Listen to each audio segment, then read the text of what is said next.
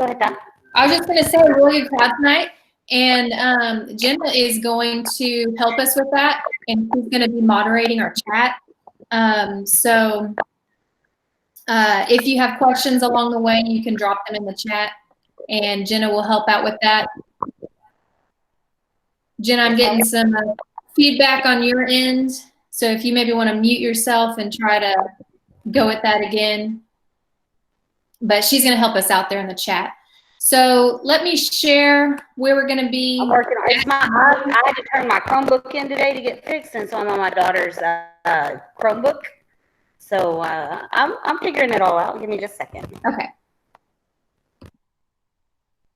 So we're really excited to share this new professional learning opportunity with you guys because, you know, since we've made this to online learning, we really want to encourage you to fine-tune those technology tools that you have and keep on learning new ones. So that's why we wanted to offer this pathway for you to earn a voucher that will pay for your level 1 certification. So if you want to go to this bit.ly, Jenna, can you drop that in the chat, bit.ly/MESQ Google One, and that will get you to the slide deck that I'm working off of today. Jen and I both are certified trainers, and I'm a certified innovator. And to get those certifications, your first steps are level 1 and level 2. So we're really excited to share those with you today. Let's get started. First of all, kind of here's our agenda for tonight. So we're going to cover these 4 main things. So I know that you're going to have questions, and so we will get to all of those maybe while we're going, but we'll probably save most of those for the end because I know we're going to be covering a lot of information. But we want to make sure you understand what these certifications are, what they're good for, show you where you can complete some online training towards those. We want you to make sure you know how to request that voucher. You will have to show proof of some training up front before we can give you that, so we'll make sure you know how to do that. And then we want to give you some tips for taking the level 1 certification exam. So again, as we cover those things, just drop your questions in the chat and we'll get to those at the appropriate time. So the level 1 certification just means that you are an educator who is able to successfully implement G Suite tools into your teaching practices to enhance teaching and learning. So that means that essentially you can show proficiency in G Suite tools like Chrome, searching in Chrome, all of the different types of education resources that Google provides, the help, the support. Then of course there's Drive. So we are a G Suite district here in Mesquite, and we have been for over a decade, right? For a long time now. So for those of you who have, are constantly working in your Drive and working with these tools all the time, you might not have as much of a learning curve as other people. So in addition to Drive, you just need to know, how to organize it, how you share files, how you share folders, and why you would do things in your Drive in regards to education. You have to show proficiency in docs and slides, sheets, forms, Google Sites.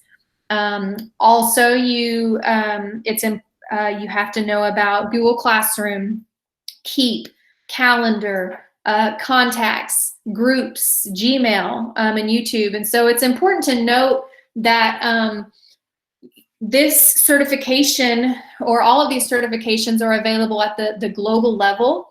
And so, you need to understand that there are some tools and features that Google for Education offers that Mesquite doesn't necessarily have turned on and available for our teachers and students to use. For example, you can go to your Gmail while you're logged in with your teacher credentials, but we know that our email is not delivered to that Gmail. So that's not, that's here nor there, but for this certification test, you would need to be able to show proficiency in using Gmail for an educational purpose. And so even though that there might be a couple things like that our district might not offer or have turned on, you still need to show proficiency in those tools. So that's where that training piece will be important for you. But you can still go in and practice with those tools, even though we can't put them into practice with our students. Just know that there are some things that you just need to be aware of, and we'll make sure you know what all of those things are. So this level 1 certification really just, shows that you have an understanding of how these tools are collaborative in nature, how they make what we do more efficient, and how they can really transform teaching and learning. So I've included a checklist from a friend of mine, and if you are with us on this document, you can click on the picture and it's going to take us to this doc of a skills checklist. And these are all of the things, right, that I mentioned before, all the things that you would need to show proficiency in. And for this particular skills checklist, they also added videos that go with each item. So this isn't the first place where I would go to get training and information about all of these things, but it is definitely something that would complement Google's Teaching Center that I'll show you in just a bit. So you can see that in Google Drive, these are the things that, you would have to be able to know or do to show that you are a level 1 Google certified educator. So you can take this checklist, you can make a copy of it, and you can go down the list and you can check off that you know how to do these things. And if you don't know how to do these things, you can just watch a video for more information. For docs, right, there's, do you know how to create one, all the sharing permissions, all of that good stuff. Sheets, something that, we might not use as much as some people, but, you do need to know how to use basic formulas in Google Sheets, being able to create charts and graphs, Google Forms, right, all that, and then slides, hyperlinking, inserting things.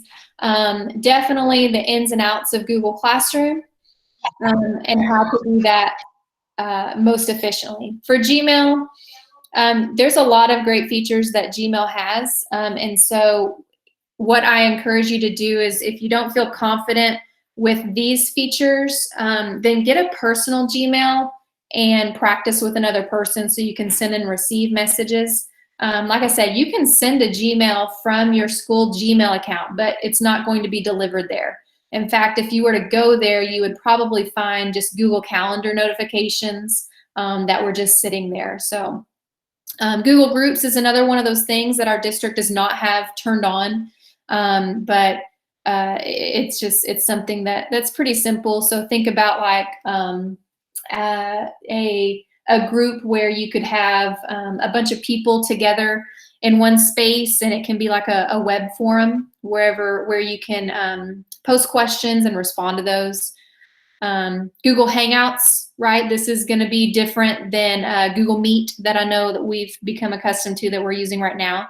But Google Hangouts, that is something that we have turned on for teachers, but we don't have turned on for students. So whenever you go and, start your training for this exam and you go to take that test, you're going to want to remember that PPR that we took whenever we got into teaching.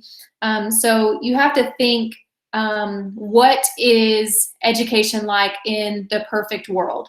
And so imagine in our perfect Google world where we have everything turned on and available, and where we have kids and teachers who are the perfect digital citizens.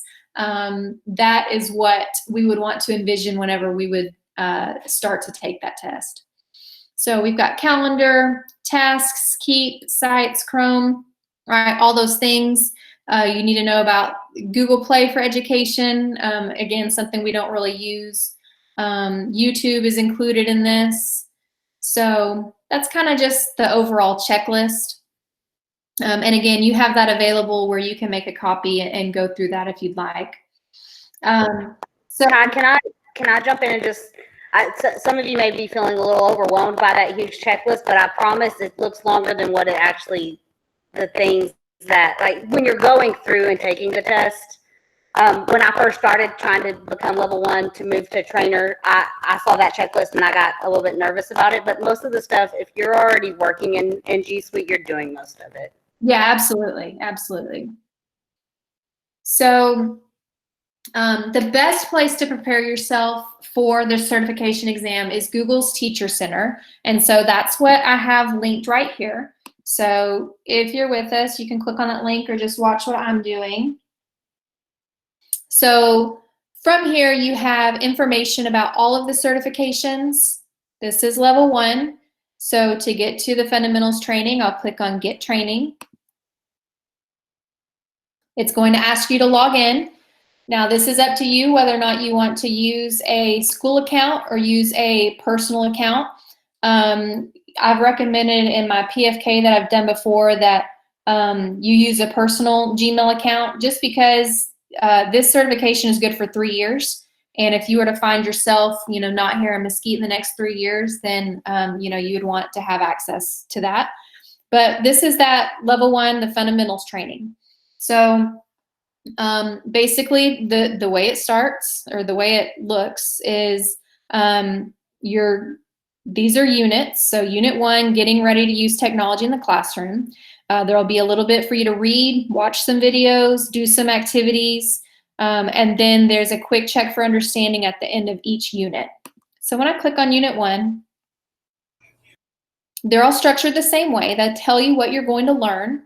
So if any of you feel like, I'm way more advanced than this, I don't need to go through this, then that's fine. It says that you can feel free to skip ahead to the unit review, but they talk about what products and that's what tools you'll cover. And then once you read through the information on each page, you just click this arrow to take you to the next section in the unit. So you can see that, right, this is all of unit 1 has these main pieces: exploring the benefits of technology in the 21st century, getting familiar with the tools, digital citizenship, and thinking beyond the textbook. So I wouldn't pay too much attention to this expected lesson time unless you're going to, read everything verbatim. But you can see that there's a little bit background information. There's some places for you to jot down your ideas. That's just for you. That's not going to be kept at all or saved. That's just for you to say. There are some testimonials, right? There are some videos that you can watch that talk about the benefits of a digital classroom. So, part of being this Google certified educator is that you believe that technology enhances instruction, and pretty much we can't, really live without it, that it just transforms what we do. So at the end of each lesson, right, there's a quick check. And something to note is that whenever you see these circles, that means that there's one answer. But whenever you see check boxes, that means that you can select multiple answers. And, I can check my answer and I can see if I'm right or wrong. But it will tell me. I can try again. Skip ahead to the unit review. It'll tell me, right, what I got right, what I got wrong, and then I can move on to the next unit. So that's just kind of the way that the training works. So let's say that I were to, let me go back to my homepage of the fundamentals training. Notice that there are 13 units in this fundamentals training course. So what we're going to ask you to do is you are going to provide proof of training. That's how you get your voucher. We can't just hand out vouchers to anyone and everyone. It's going to be first come, first serve. for those who can show that they've completed this fundamentals training in the Teacher Center.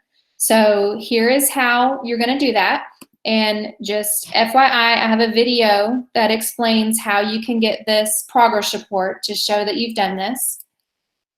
But notice over here in the Teacher Center, it says progress.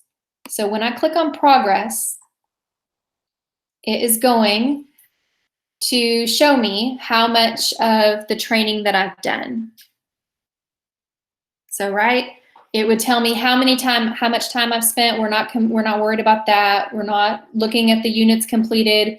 I already have my 4 certifications, so you don't have to worry about that. What we're interested in is this fundamentals training, and we would want to have all of these green. So the 13 checks to show you've completed that. So if that is you, then you would click on print, and that's going to pull up this progress report where you can see that it has your name. You can see that it has an email address. Again, that was your personal Gmail or your district account. And it is going to show that you have completed this fundamentals training. So instead of saving or printing, right, I can choose Save to Google Drive. And then I save it. It's going to save to my drive. And so now what you're going to want to do is turn that progress report into us so that we can get you your voucher. So there's a video. This is where you're going to turn that in. So this is a voucher request form. So the link to the form is right there. That will take you here. We'll ask you for your name, what campus you're from, and then on this form, that's where you're going to choose your progress report that you saved in your drive, and then you'll turn in that to this form. And then as soon as those start coming in, again, that's first come, first serve, but whenever we have proof of that training come in, that's when I will email you your voucher for you to take that level 1 certification test. So any questions so far, Jenna, that we might need to talk about before I move into info about the exam itself? No questions so far. Just wanting the bit.ly again, and I've added it a couple times. So. Thank you.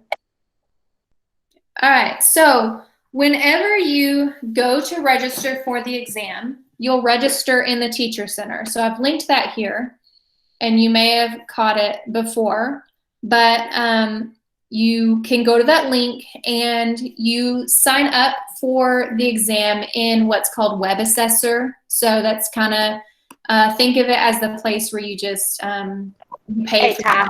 Yes. We've got some questions coming in. I think they might warrant for us to just kind of discuss them for just a second.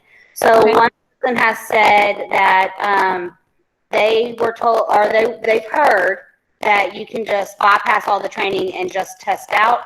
So can you go back to Training Center and show them how they can go to their unit reviews to basically test out without, because you're still going to need to show us the fundamental training and show that you went through those 13 parts, but you're able to go to the unit review right away if you feel like you already know it. Yeah, definitely. I mean, you just go to fundamentals training. And let me go back to that.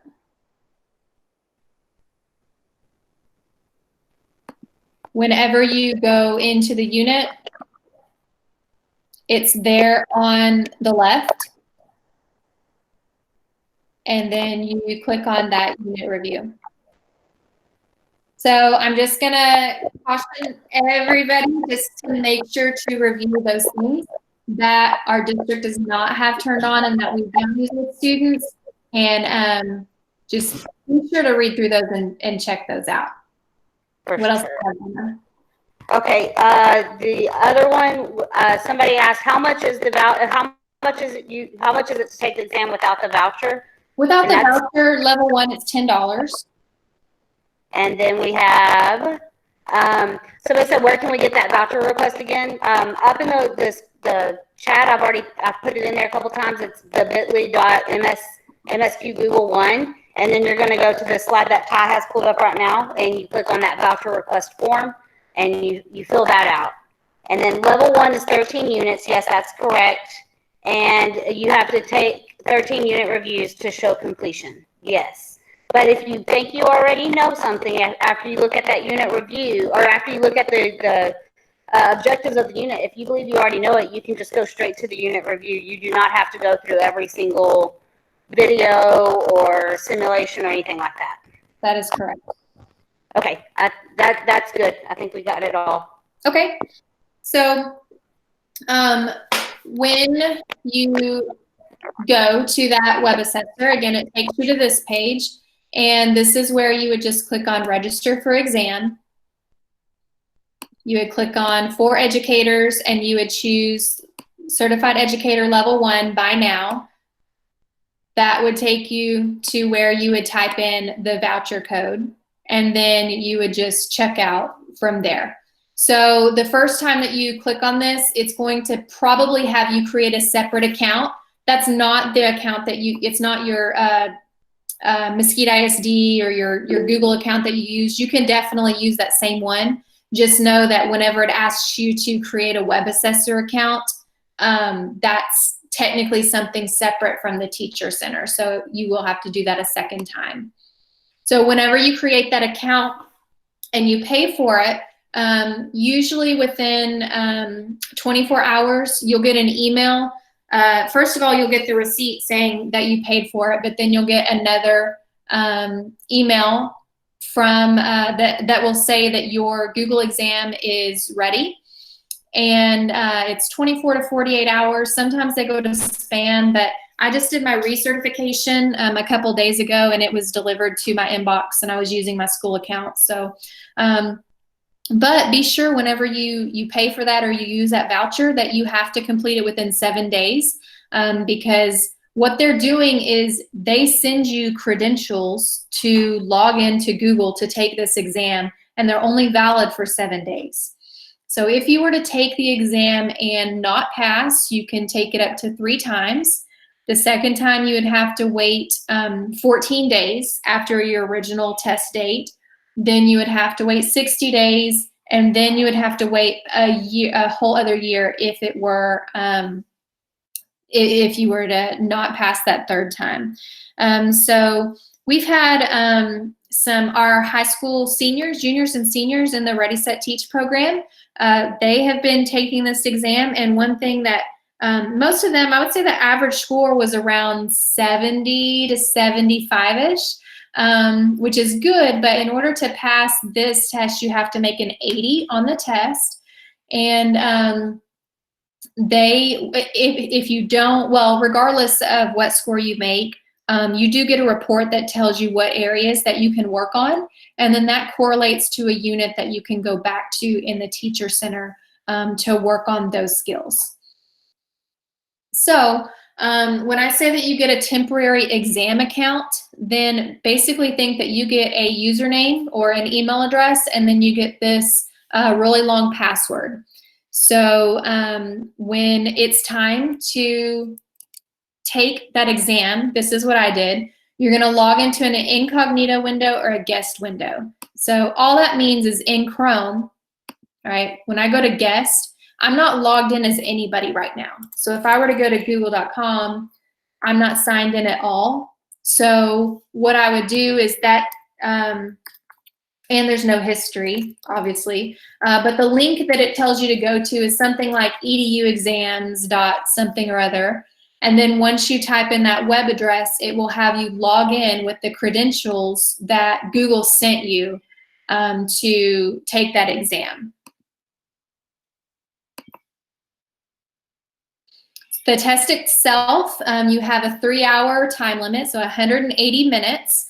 It may take you 3 hours, it may not. I've had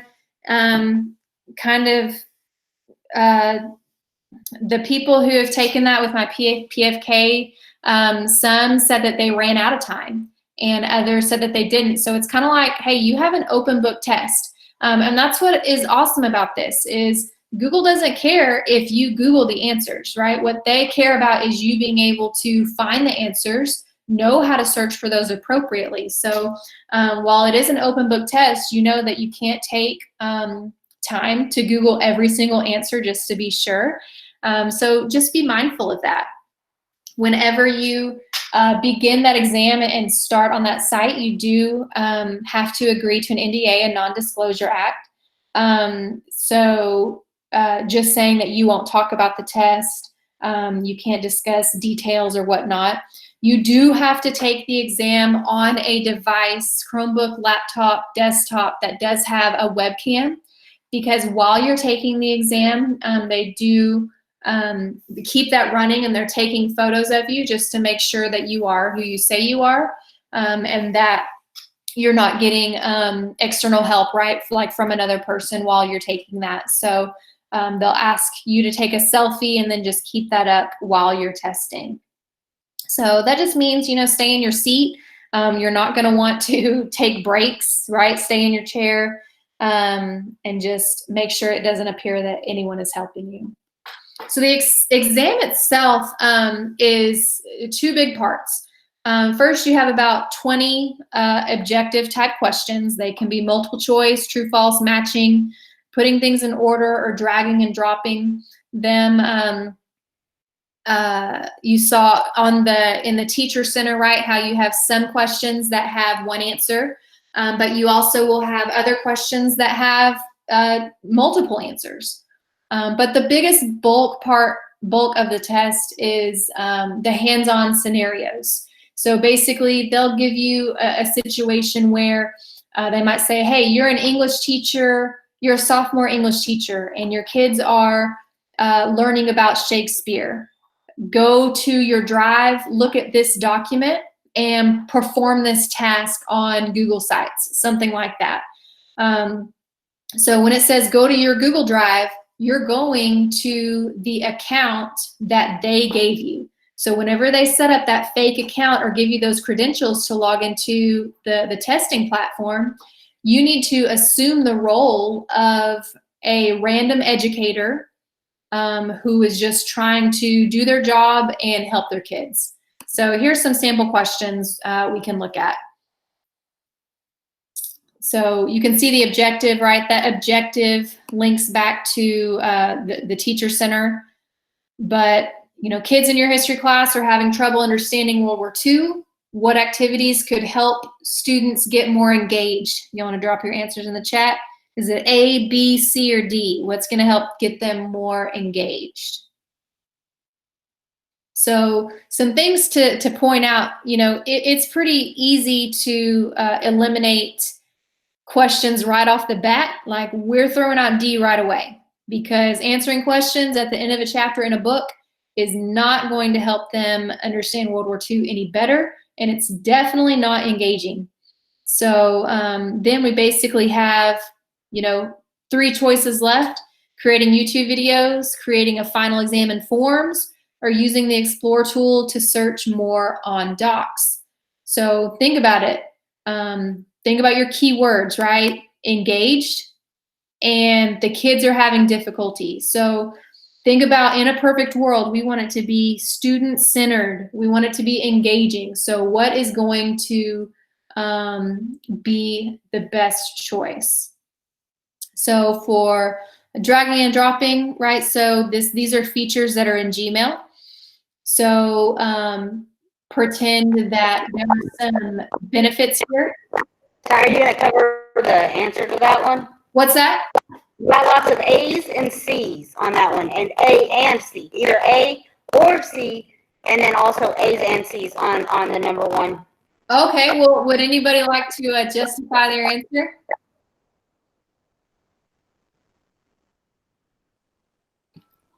Of course. Go for it. Because for A and C, both, the students are actually doing the work. The students are creating in A, and they're using the Explore tool. So they are actually doing the work. Well, as Kimberly pointed out, it did say to choose 2. So That is it. C is correct, but it said to choose two. So make sure that you're reading through and sometimes it will tell you to choose two, and sometimes it won't tell you to choose two. But remember, Ty said the check boxes means that you can pick more than one. Right. And you know what? Here's the thing too. A teacher creating a final exam in forms, that's probably a teacher behavior that we all have maybe done. But look at what it says. They're giving students a grade on what they know. Well, if we look back at the question, it already talks about kids are having difficulty understanding. So that's why that's not going to be a good answer. For drag and drop again, here's Gmail. These are not features that I use often or at all. Hey, Jenna, can you mute yourself? Because your sound is kind of... That's so weird. It's super quiet. It's bad. All right, thank you.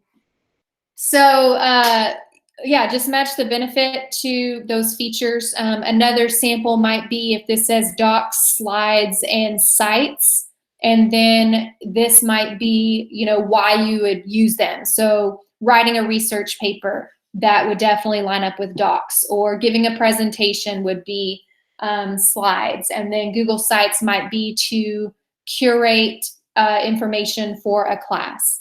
But the biggest thing here are some sample performance-based scenarios.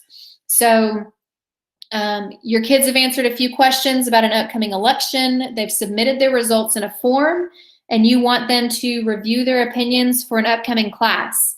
So this tells you that it wants you to go to the form, election opinions, and view the results in a spreadsheet.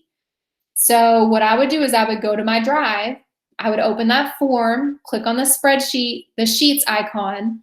I might have to create that, but notice that that form would already be something that was created in my drive, and it would already have results in it as if my students had already taken it. Then it's telling me that I need to sort that sheet in alphabetical order, and then it wants me to create a pie chart based on who their favorite candidate was, and it tells you what columns to look at. So again, the skill is, can you take a Google Sheet with data in it, sort it? First of all, do you know where to find it? Can you sort it? And then can you create a chart from that? Another one is with videos, right? You want to make sure that you can view your award winners broadcast at a later date. So you decide to share it again through your YouTube channel to maximize views. So you would have to do this. Find that video on your YouTube channel. So keep in mind, you not only have a drive, but you also have a YouTube channel in that fake account with those credentials. You would go find that video. It says add a poll in that video. So did you know that in YouTube, you can add a poll to your videos? So that is possible. So what if I didn't know how to do that and they asked me that on the test? Well, I'm going to go to Google and I'm going to say add a poll in YouTube. So here's an 8-minute video, 4-minute video. I'm thinking I don't have time to do that, but you can do some of these drop downs. You can look for some quick answers, but the best place to get that answer is from support.google.com, because that's Google's support page, or help.google.com might be another place. But when I click on that, that is going to give me specific, and let me just talk about the difference between support.google and help.google. Support is being answered by other people in the world who are there to give answers to specific problems, whereas help.google.com is just your generic, and I can go to that, your generic help. So that's the difference between help and support. Let me manage some of my tabs here. Here we go. And then it says share the video with your students. So some of the tasks and scenarios that it has you complete, actually there could be multiple ways for you to share that. So, but one thing that we're not used to is, emailing our students, because why would we email our students if we're doing that in Google Classroom? But unless the scenario or question tells you to use Google Classroom, then how would I share a video with students? I would go to youtube.com and I would click on the video. And right here we have a share button. So right here, right, how would I share that with my students? Now I could choose email, but that's not going to bring up my Gmail. So I would copy this URL and I would go to my Gmail, and basically if it's wanting you to share it with specific people, it would give you like first period at mesquiteisd.org, right? It would tell you it would give you an email address that you can share or send them to. It's not just going to leave you hanging. Other tasks might have you go to Gmail, and they might want you to email a coworker or a teacher some information that you found. So, and it'll give you the name of that person. So you just start typing in that person's name and it will show up, because all of our Google contacts, right? You already have contacts built in to this testing platform. So that's just kind of those scenarios. Any questions based on those? I have one question that I think is worth talking about out loud, which is, it says, for the exam, would it be best to take it in guest mode or incognito tab mode? And I would say absolutely you want to do that, because you don't want to accidentally get into your drive and try to find things that are supposed to be in that practice exam into your drive. So I don't know for sure if they know Ty or not, but maybe cover the difference between being logged into Google and being logged into like your G Suite and being logged into Chrome, to make sure that they're in the right spot. Sure. So we have a great YouTube video on our department's website about this, and actually one of our tech serve guys made it for us. But it's the difference between logging in to Chrome and with your Google account. And we did a tip on this not too long ago, because we've got a lot of accounts: personal, work, side hustle, right? All these different that's mobile devices. All these different accounts that we might have. So here it is. I'll play this and talk over it. So essentially what this says is that when you are in Chrome or using Chrome, you may be signed in and you may not be signed in. So this is signing into Chrome, right? You can see that I have my district account signed in.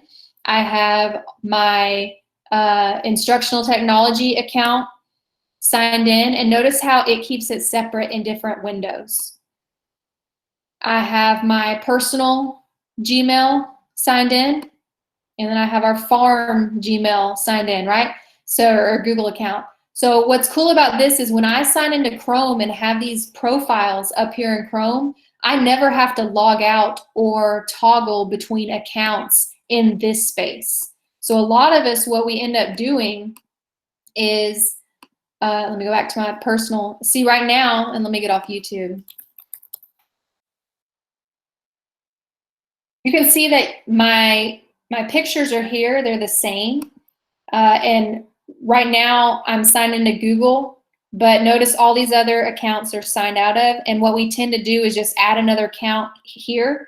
That is not the place to do that, because that starts making our accounts intermingle. So that's actually what our students are running into issues at home, is like with our portal and with Google Classroom, is because they might be on a device where their parents are logged in with an account, and our parents don't have an account, right, in our portal, so it doesn't work.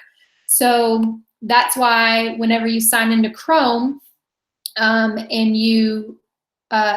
signing into Chrome, right, that's what gets us all our extensions, all of our bookmarks, all of that business, keeps that straight in Chrome. That's why it's important to sign in there.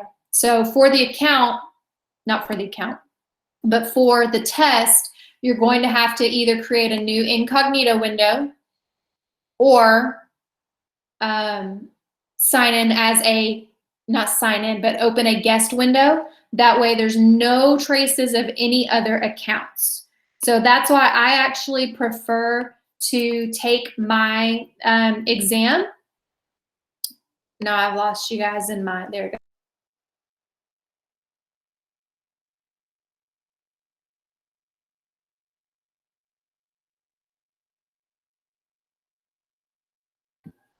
I'll be right back. It looks like it might have cut out on her.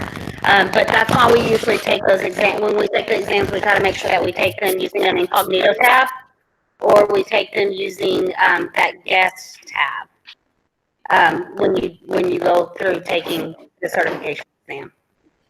Remove account from the second picture. Okay, so somebody asked about removing account from the second picture. Are you talking about the lower picture, Christina? While we wait for Ty to hop back on. Yeah, from the second one. Okay, so I'm on a Chromebook, and the beauty of the Chromebook and the difficulty of the Chromebook is that once you're logged into the Chromebook, you're logged into Chrome and you're logged into Google at the same time.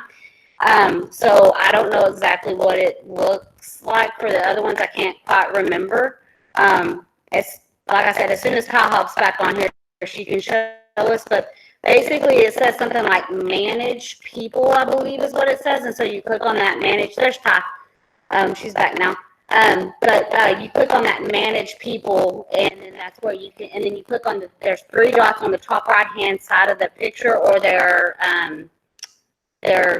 letter or whatever they're using, and that's what you would click on that, and then you can click remove them. So here's your three dots in settings. Is that what you're referring to, Jenna?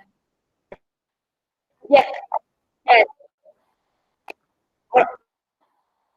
It's still working on presenting for you. While we're waiting, what about syncing? Do we want to allow this? Yes. When you, well, I say I sync my things, so no matter what device I'm on, all my bookmarks will show up again for me. All of my extensions will stay, all of that stuff. So Ty's back on, and I know my sound isn't all that great, so I'm gonna let her get back at it. Sorry, guys, I blame that on a rookie mistake, but that won't fly in this session. So Maybe. Yeah, it's going to ask you when you do that for the first time to link data and make sure you sync. So anyway, you'll just do that in that guest window. Let's see where we left off. So once you take that exam, you'll get the results right away, just within a few minutes. You'll get a fancy certificate that you can print off.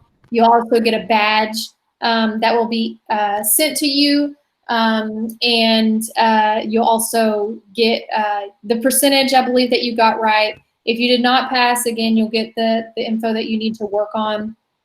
But you'll want to save that stuff in Drive. You can add it to your email signature. But like I said, it is a widely accepted and certification in the education field.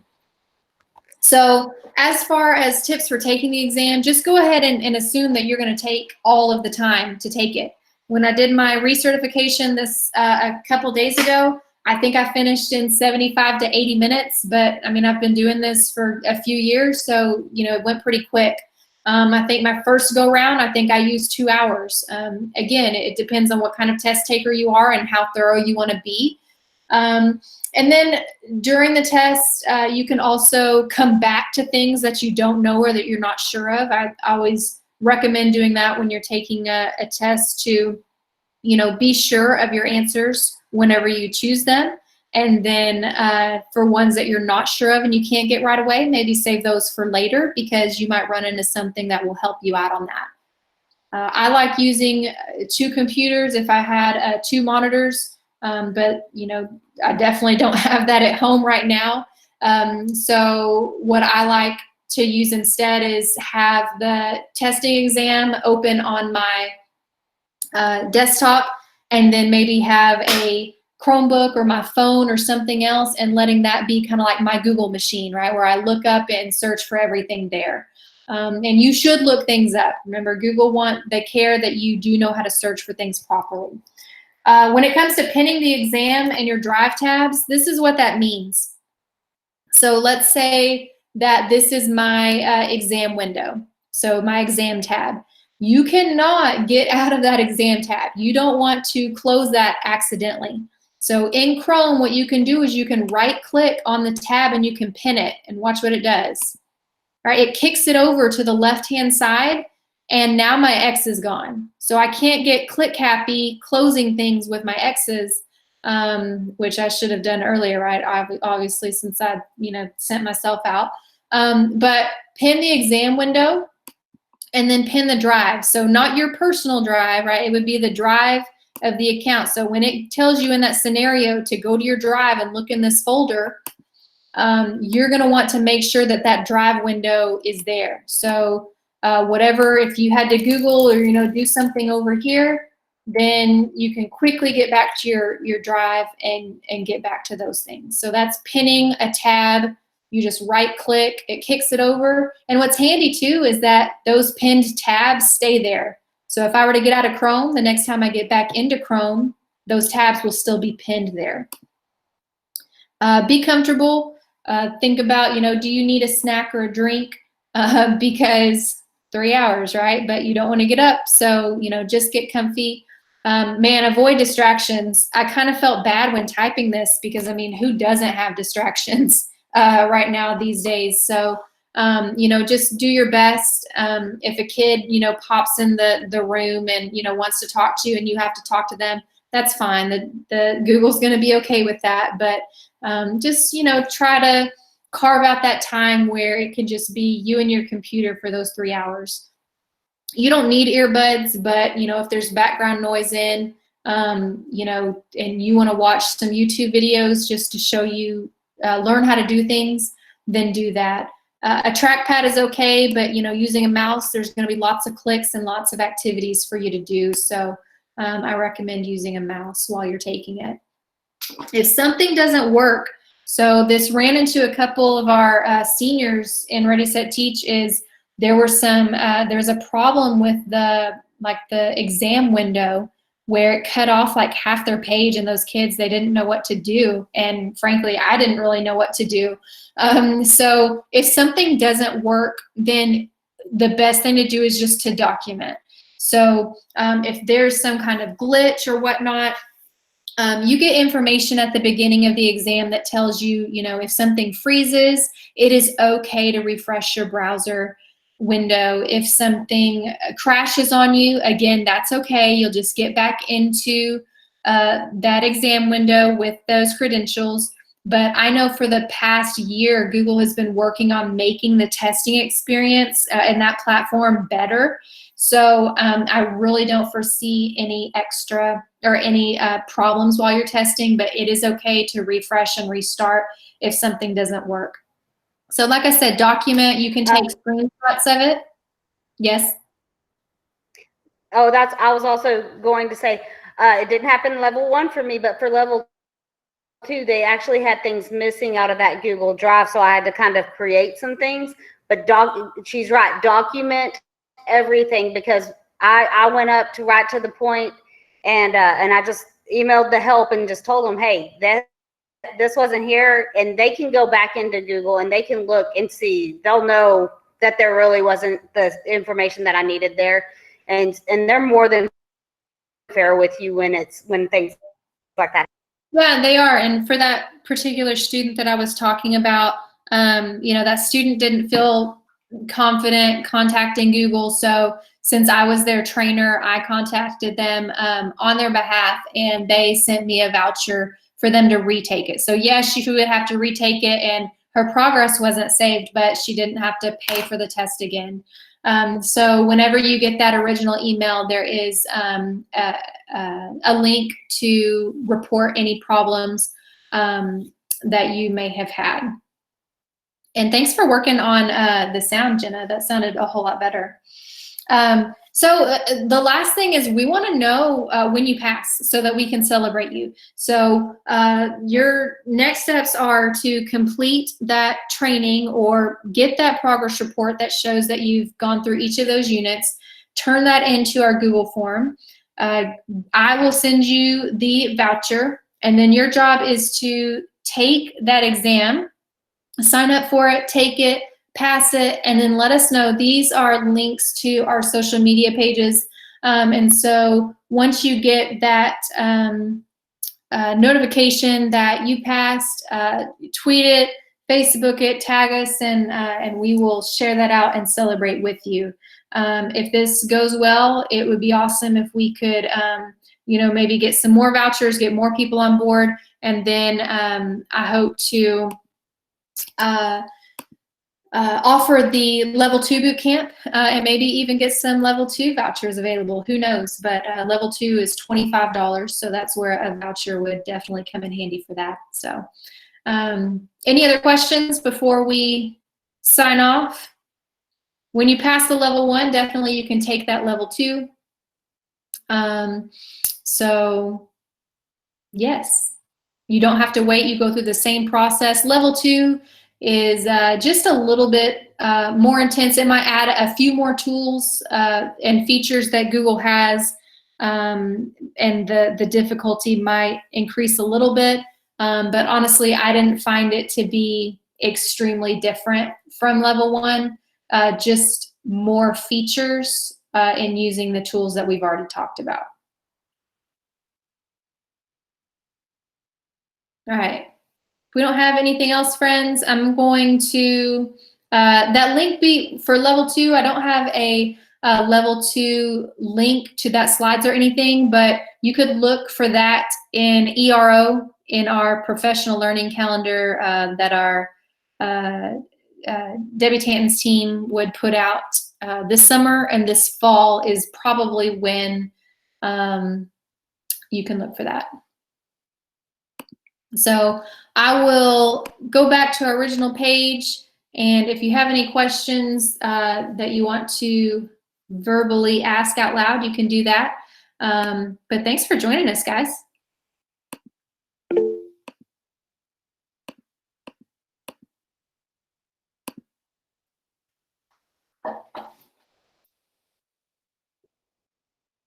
Oh, okay. Hey, Todd, would you happen to know, okay, when I'm on my district account and I go to file, my new incognito window is grayed out, but when I go over to my personal account, it's available. That is right. We do not necessarily have incognito enabled on with district accounts. Okay. In fact, I was surprised that when I went to mine, it was the only reason I could go to that is because I was in the guest window. Okay. I thought I had done something. Well, it's because you're signed in somewhere else, so that's why I prefer to do it. Go through the guest profile instead of incognito. Gotcha. Thanks.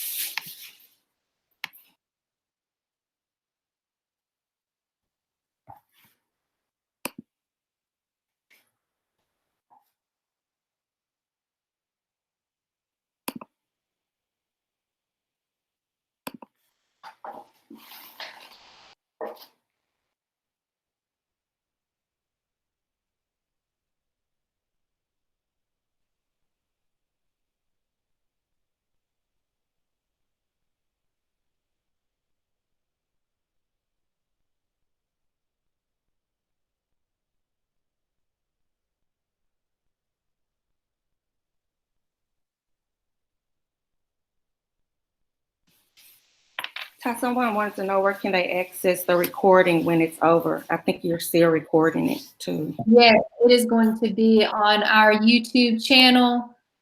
That would be MISD iTech Mesquite. Let me pull it up.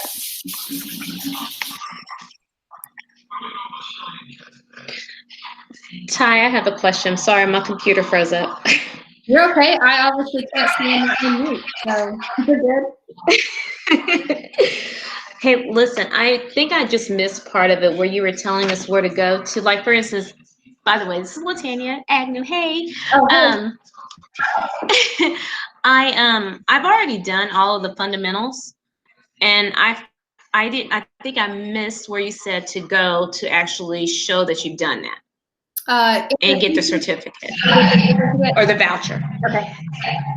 Oh, to get the voucher. So in our bit.ly or shortcut on slide 8, I've linked to a form that you can fill out.